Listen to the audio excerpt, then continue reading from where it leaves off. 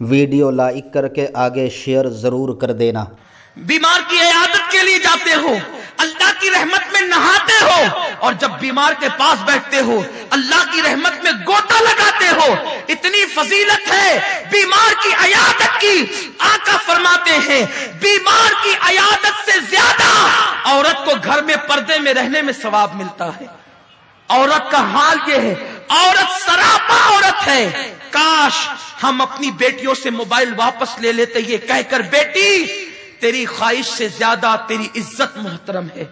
Internet پر انہیں بیٹھنے سے منع کر دیا جاتا، بیٹی انٹرنیٹ پر تیری خواہش سے زیادہ تیری آبرو محترم ہے۔ میرے پیارے آقا علیہ السلام کے پیارے دیوانوں، بس اپنی گفتگو کو اختتام کی طرف لے جاتے ہوئے عرض کروں، اللہ اکبر۔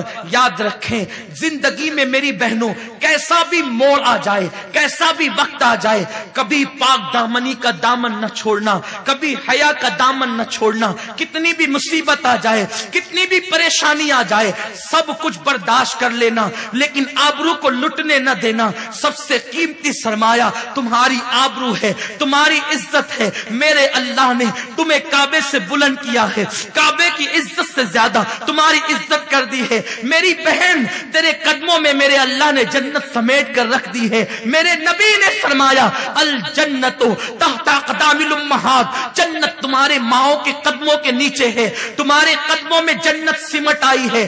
میری بہن تو وہ ہے، سیدی اعلیٰ حضرت فرماتے ہیں جب دلہن گھر میں آئے اس کے پیروں کو دھو لو اور دھو کر کے گھر میں چھینٹے دے دو۔ جب تک وہ دلہن تمہارے گھر میں رہے گی اللہ کی رحمتوں کا اور برکتوں کا نزول ہوتا رہے گا۔ اے عورت تیرے پیر کتنے محترم ہیں، دھل لیے جائیں تو تیری زندگی بھر گھر میں برکتوں کا رحمتوں کا نزول ہو۔ عورت تو نے اپنے مقام کو نہیں سمجھا، تو نے اپنے مرتبے کو نہیں سمجھا۔ بتوں کی پجارن عورتوں کو دیکھ کر، ناچنے والی سیریلوں کی عورتوں کو دیکھ کر تو نے فاطمہ کا کردار بھلا دیا۔ ارے تو فاطمہ کی کنیز ہے، جس کے قدموں میں جنت ہو وہ کسی کی آبرو پر، کسی کی دولت پر اپنی آبرو کا سودا کر لے۔ یہ تیری عظمت نہیں، یہ تیرا کردار نہیں۔ خدا کی عزت و جلال کی قسم، پوری دنیا کے محلات ایک طرف، پوری دنیا کے زیور ایک طرف، پوری دنیا کی دولت ایک طرف، ایک مسلمان بیٹی کی عزت ایک طرف۔ آپ کو پتا ہے یہ مومن بچیوں کی عزت ہے۔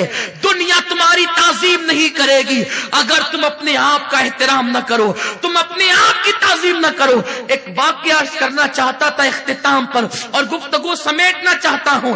امام یافعی رحمت اللہ تعالی علیہ ایک واقعہ اپنی کتاب میں لکھتے ہیں، بڑی مشہور بات ہے اور دل کے کانوں سے میری مائیں اور بہنیں سنیں۔ اللہ اکبر، حالات آتے ہیں بڑے خطرناک آتے ہیں، اللہ آزماتا بھی ہے، آزمائش بھی ہوتی ہے، لیکن یاد رکھیے ہمیں استقامت کا پہاڑ بننا ہوگا۔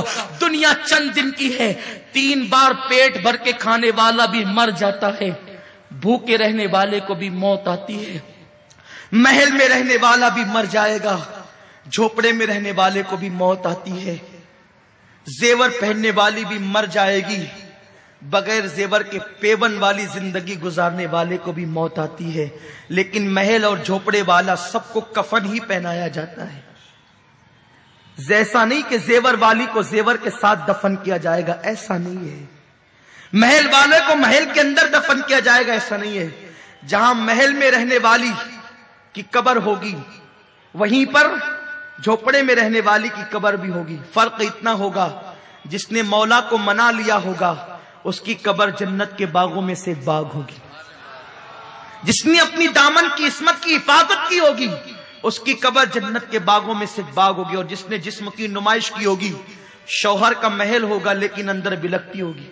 اور میری بہنوں ایک بات تمہیں بتا دوں، مالدار شوہر پر اترانا نہیں، زیور پر اترانا نہیں۔